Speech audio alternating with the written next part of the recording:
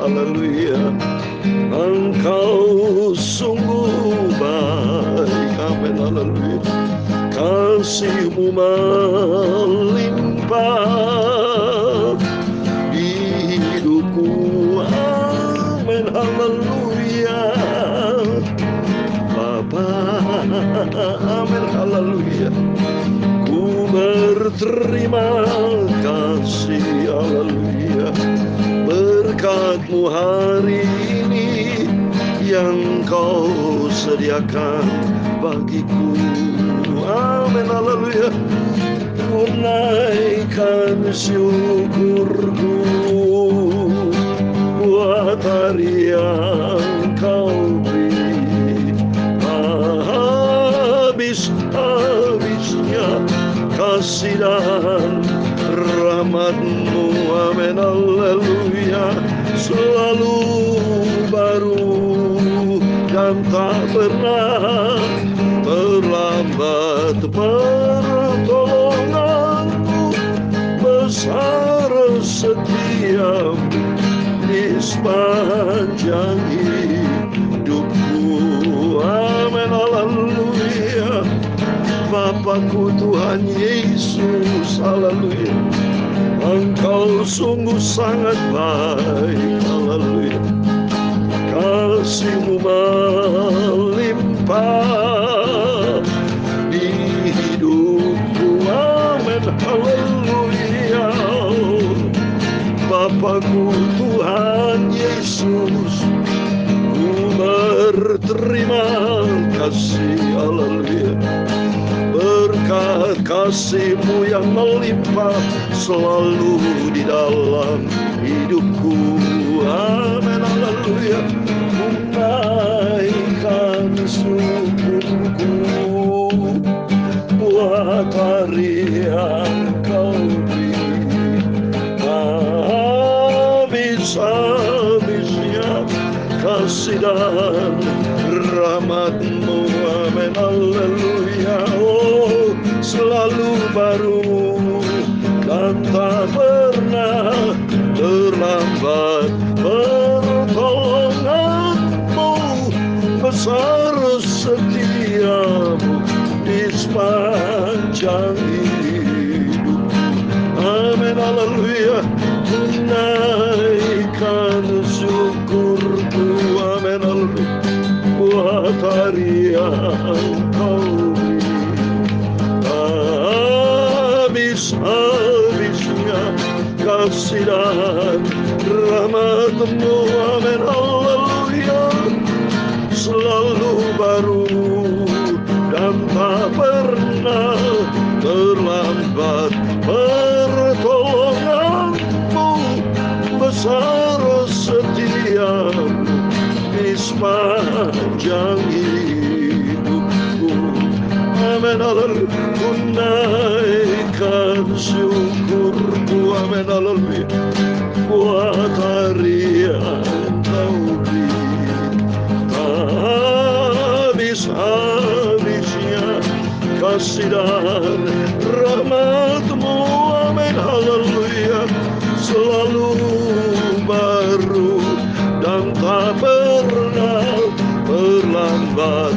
Pertolongan-Mu besar setia-Mu di sepanjang hidupku.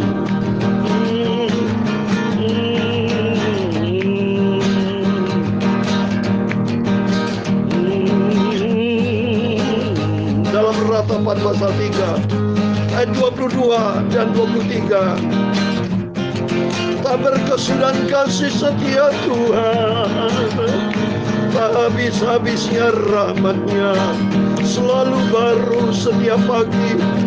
Besar kesetiaan-Mu, haleluya. Besar setia-Mu di sepanjang hidupku, amin, haleluya. Ku naikkan syukurku, amin, haleluya. Buat hari yang Kau beri. Tak habis-habisnya kasih dan rahmat-Mu, amin, haleluya. selalu baru dan tak pernah terlambat. Pertolonganmu besar, setiamu di sepanjang hidupku.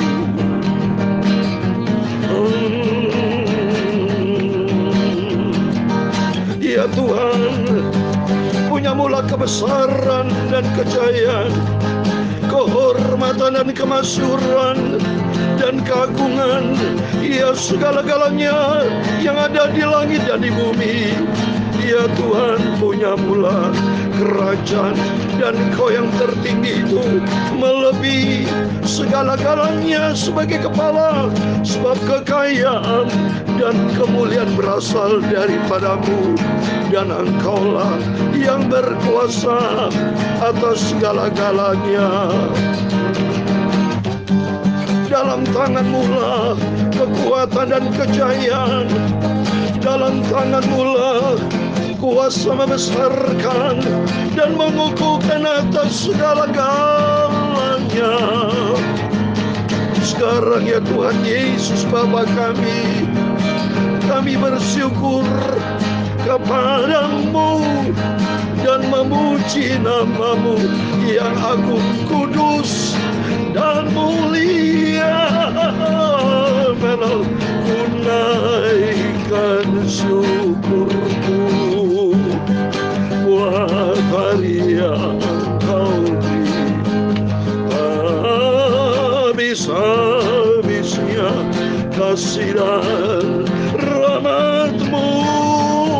Haleluya, selalu baru dan tak pernah terlambat. Pertolonganmu besar, setiamu di sepanjang hidupku. Amin, haleluya. Besar setiamu di sepanjang hidupku. Amin, haleluya. Besar setiamu di sepanjang hidupku. Terima kasih Bapa. Ku bersyukur buat rahmat anugerah-Mu Bapa. Engkau sudah pelihara kami pada hari yang terakhir, hari Senin malam ini, pada tanggal 31 Januari 2022 Bapa. Kami bersyukur kepada Engkau. Engkau sudah pelihara kami dari sejak 1 Januari sampai hari ini tanggal 31 Januari 2022. Selama 1 bulan kasih-Mu melimpah, tidak pernah kekurangan suatu pun Bapa. Ini membuktikan kasih-Mu yang sempurna, besar setiamu di sepanjang hidupku. Besar setiamu di sepanjang hidupku. Terima kasih Bapa. Sucikan hati, pikiran, mulut hamba-Mu. Untuk sebentar kami membacakan firman-Mu, sumber kehidupan, sumber kebenaran. Biar kami berada di dalam terang jalan Tuhan, sampai suatu hari kelak kami berjumpa dengan Tuhan Yesus di dalam kerajaan surga kekal selamanya. Terima kasih Bapa, dalam nama Tuhan Yesus kami hamba-Mu anak-Mu sudah berdoa. Haleluya, amin, puji Tuhan. Shalom dan selamat malam kepada Bapak Ibu Saudara semua yang dicinta dan diberkati oleh Tuhan Yesus Kristus. Puji Tuhan, kita bersyukur kepada Tuhan atas rahmat anugerah Tuhan. Tuhan sudah pelihara kita dari sejak 1 Januari 2022 sampai hari ini adalah hari yang terakhir, tanggal yang terakhir di bulan Januari, yaitu kita tanggal 31 Januari 2022 pada Senin malam ini. Besok kita sudah memasuki bulan yang baru, bulan Februari, 1 Februari, dan bertepatan dengan Hari Raya Imlek. Bersyukur kepada Tuhan, semua karena anugerah Tuhan. Saya bersama Bapak Ibu, bersama keluarga kita semua di dalam keadaan sehat, tidak kekurangan apapun, Karena benar firman Tuhan berkata di dalam Ratapan pasal 3 ayat 22 dan 23 dikatakan, tak berkesudahan kasih setia Tuhan, tak habis-habisnya rahmatnya, selalu baru setiap pagi, besar kesetiaanmu. Ini kita imani, ini janji Tuhan, kebenaran Tuhan buat setiap kita. Kalau kita imani, maka di dalam nama Tuhan Yesus Kristus benar kita alami. Tak berkesudahan kasih Tuhan, artinya rahmat dan kasih Tuhan senantiasa bersama dengan kita. Kita punya pengalaman pribadi bersama Yesus. Ada penyertaan Tuhan, ada perlindungan Tuhan, ada pemeliharaan Tuhan. Oleh karena selalu baru setiap pagi, besar setia Tuhan yang dahsyat dan ajaib. Oleh itu mari kita senantiasa kita mau setia, kita mau cinta Tuhan Yesus, Bapa yang sangat kita cintai. Amin, puji Tuhan atas rahmat anugerah Tuhan. Kita sudah baca di kitab Galatia pasal yang kedua. Kemarin kita baca pasal 1.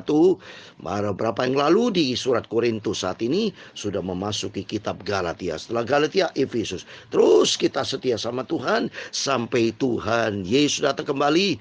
Atau Tuhan kalau panggil kita didapati tidak bercacat celah, terpelihara sempurna tubuh jiwa roh kita di dalam pemeliharaan yang sempurna dari Tuhan. Baik, puji Tuhan, saya mau baca kitab Galatia pasal 2 ayat 1 sampai 21. Demikian firman Tuhan. Kemudian setelah lewat 14 tahun aku pergi pula ke Yerusalem dengan Barnabas dan Titus pun kubawa juga. Aku pergi berdasarkan suatu penyataan dan kepada mereka aku bentangkan Injil yang kuberitakan di antara bangsa-bangsa bukan Yahudi dalam percakapan tersendiri kepada mereka yang terpandang, supaya jangan dengan percuma aku berusaha atau telah berusaha, tetapi kendati pun Titus yang bersama-sama dengan aku adalah seorang Yunani, namun dia tidak dipaksa untuk menyenangkan dirinya. Memang ada desakan dari saudara-saudara palsu yang menyusup masuk, yaitu mereka yang menyeludup ke dalam untuk menghadang kebebasan kita yang kita miliki di dalam Kristus Yesus, supaya dengan jalan itu mereka dapat memperhambakan kita. Tetapi sesaat pun kami tidak mau mundur dan tunduk kepada mereka, agar kebenaran Injil dapat tinggal tetap pada kamu. Dan mengenai mereka yang dianggap terpandang itu, bagaimana kedudukan mereka dahulu, itu tidak penting bagiku, sebab Allah tidak memandang muka. Bagaimana juga mereka yang terpandang itu tidak memaksakan suatu yang lain kepadaku, tetapi sebaliknya, setelah mereka melihat bahwa kepadaku telah dipercayakan pemberitaan Injil untuk orang-orang tak bersunat, sama seperti kepada Petrus untuk orang-orang bersunat. Karena ia yang telah memberikan kekuatan kepada Petrus untuk menjadi rasul bagi orang-orang bersunat, ia juga yang telah memberikan kekuatan kepadaku untuk orang-orang tidak bersunat. Dan setelah melihat kasih karunia yang dianugerahkan kepadaku, maka Yakobus, Kefas, dan Yohanes yang dipandang sebagai soko guru jemaat berjabat tangan dengan aku dan dengan Barnabas sebagai tanda persekutuan, supaya kami pergi kepada orang-orang tidak bersunat dan mereka kepada orang-orang yang bersunat. Hanya kami harus mengingat orang-orang miskin, dan memang itulah yang sungguh-sungguh kuusahakan melakukannya. Tetapi waktu Kefas datang ke Antiokhia, aku berterang-terang menentangnya, sebab ia salah.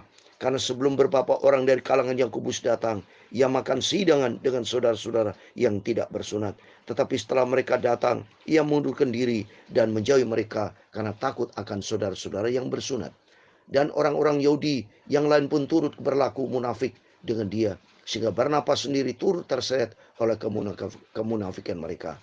Tetapi waktu kulihat bahwa kelakuan mereka itu tidak sesuai dengan kebenaran Injil, aku berkata kepada Kefas di hadapan mereka semua, jika engkau seorang Yahudi hidup secara kafir dan bukan secara Yahudi, bagaimana engkau dapat memaksa saudara-saudara yang tidak bersunat untuk hidup secara Yahudi? Menurut kelahiran kami adalah orang Yahudi dan bukan orang berdosa dari bangsa-bangsa lain. Kamu tahu bahwa tidak seorang pun yang dibenarkan oleh karena melakukan hukum Taurat, tetapi hanya oleh karena iman dalam Kristus Yesus. Sebab itu kami pun telah percaya kepada Kristus Yesus, supaya kami dibenarkan oleh karena iman dalam Kristus dan bukan oleh karena melakukan hukum Taurat. Sebab tidak ada seorang pun yang dibenarkan oleh karena melakukan hukum Taurat. Tetapi jika kami sendiri sementara kami berusaha untuk dibenarkan dalam Kristus, ternyata adalah orang-orang berdosa, apakah hal itu berarti bahwa Kristus adalah pelayan dosa? Sekali-kali tidak. Karena jikalau aku membangun kembali apa yang telah kurombak, aku menyatakan diriku sebagai pelanggar hukum Taurat. Sebab aku telah mati oleh hukum Taurat untuk hukum Taurat, supaya aku hidup untuk Allah, dan aku telah disalibkan dengan Kristus. Namun aku hidup, tetapi bukan lagi aku sendiri yang hidup, melainkan Kristus yang hidup di dalam aku. Dan hidupku yang kuhidupi sekarang ini di dalam daging adalah hidup oleh iman dalam anak Allah yang telah mengasihi aku dan menyerahkan dirinya untuk aku. Ayat 21 terakhir. Aku tidak menolak kasih karunia Allah, sebab sekiranya ada kebenaran oleh hukum Taurat, maka sia-sialah kematian Kristus. Amin. Di dalam nama Tuhan Yesus Kristus, kita semua Bapak Ibu diberkati Tuhan yang sudah membaca firman Allah. Demikian yang sudah kita baca kitab Galatia pasal 2 ayat 1-21. Dalam nama Tuhan Yesus, sekali lagi, on behalf of Jesus Christ, senantiasa di dalam nama Tuhan Yesus Kristus, sumber segala berkat, sumber segala damai sejahtera, keselamatan hidup kekal buat setiap Bapak Ibu Saudara semua yang cinta Tuhan, yang merenungkan firman Tuhan, yang selalu tidak berubah setia, tetapi terus setia kepada Tuhan. Dan kita mau cinta Yesus, kita mau taat menjadi pelaku firman, dan jaga kecintaan kita terus. Kita cinta Yesus dan kita mau menjadi pelaku firman Tuhan, sehingga hidup kita layak di hadapan Tuhan. Hidup sederhana Bapak Ibu, senantiasa saya katakan, mari kita berusaha keras untuk berjuang dengan kekuatan pimpinan Roh Kudus. Komitmen kita hidup di dalam kebenaran firman Tuhan, menjadi pelaku firman Tuhan seperti Petrus dan Paulus ini. Kalau kita baca di sini ada sedikit konflik, gesekan sedikit dalam pelayanan. Karena Petrus itu diizinkan Tuhan memberitakan Injil khusus kepada orang-orang Yahudi, kepada Rasul Paulus kepada orang-orang yang bukan Yahudi atau tak bersunat, ya. Jadi ini sehingga akhirnya Paulus melihat ini Petrus kenapa tidak konsisten, ya. Kalau dia khusus rasul yang sudah dipilih Tuhan menginjil, beritakan Injil kepada orang-orang yang Yahudi, ya. Tapi Rasul Paulus khusus kepada orang yang non-Yahudi. Tapi kenyataannya Petrus disinggung oleh Rasul Paulus atau ditegur karena dia khususnya kepada orang yang Yahudi, tapi dia kepada orang yang non-Yahudi. Ya, ditegur ini, di ayat 14. Coba kita lihat di 14. Tetapi waktu kulihat bahwa kelakuan mereka itu tidak sesuai dengan kebenaran Injil, aku berkata kepada Kefas, Kefas itu Petrus, di hadapan mereka semua, jika engkau seorang Yahudi, hidup secara kafir dan bukan secara Yahudi, bagaimana engkau dapat memaksa saudara-saudara yang tidak bersunat untuk hidup secara Yahudi? Ini artinya sama dengan kehidupan kita. Kalau kehidupan kita menjadi orang Kristen, Yahudi, yang sudah percaya Yesus, jangan kita hidup berperilaku dengan orang yang kalau bukan orang non-Kristen. Seperti contoh, semua orang tahu bahwa kita nih seorang hamba Tuhan.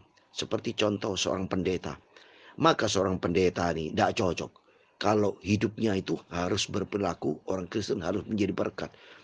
Masa orang Kristen atau orang sudah katakanlah keluarga hamba Tuhan atau keluarga hamba Tuhan atau keluarga atau hamba Tuhan lah ya, mabok-mabok sudah nggak cocok ya, atau berjudi atau kelihatan berzina, berselingkuh ya dengan orang-orang yang tidak benar. Jadi artinya itu, jadi perilaku kita seperti orang dunia.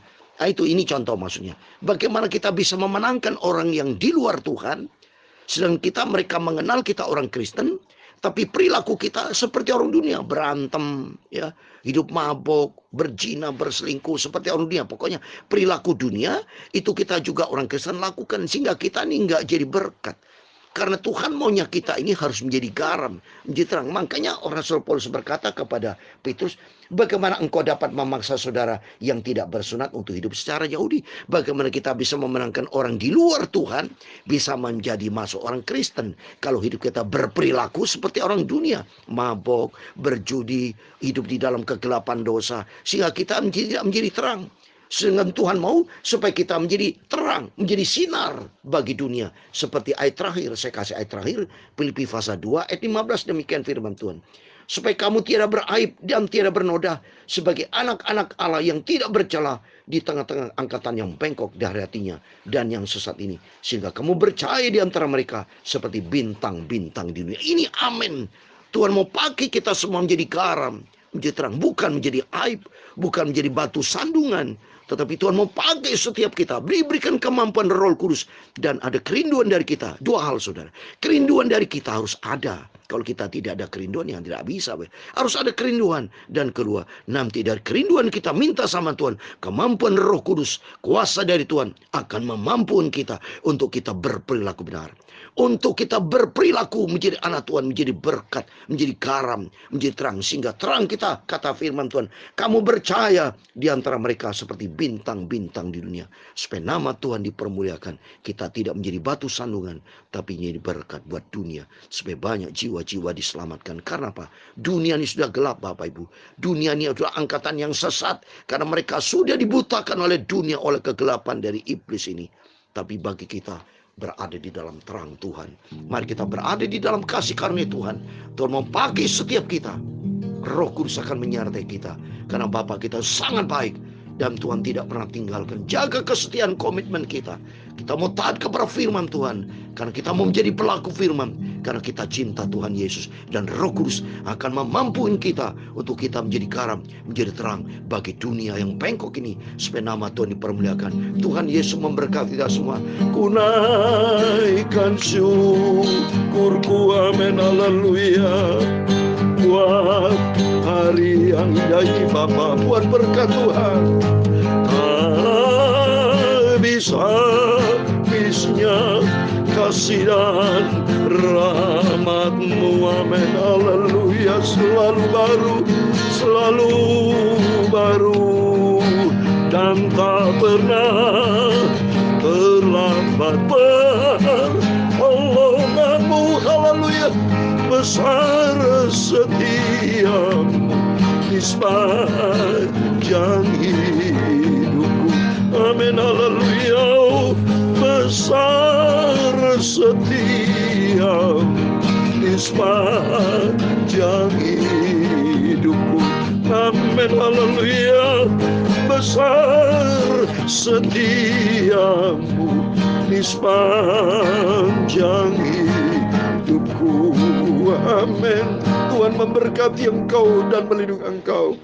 Tuhan menyinari engkau dengan wajahnya dan memberi engkau kasih karunia. Tuhan menghadapkan wajahnya kepadamu dan memberi engkau damai sejahtera. Bapa kami yang di surga, dikuduskanlah namamu. Datanglah kerajaanmu, jadilah kehendak-Mu di bumi seperti di surga. Berikanlah kami pada hari ini makanan kami yang secukupnya. Dan ampunilah kami akan kesalahan kami, seperti kami juga mengampuni orang bersalah kepada kami. Dan jangan membawa kami ke dalam pencobaan, tetapi lepaskanlah kami daripada yang jahat. Karena Engkau-lah yang punya kerajaan dan kuasa dan kemuliaan sampai selama-lamanya. Amin. Puji Tuhan. Selamat malam. Selamat kita menikmati Tuhan Yesus bersama kita. Immanuel. Puji Tuhan. Haleluya. Amin.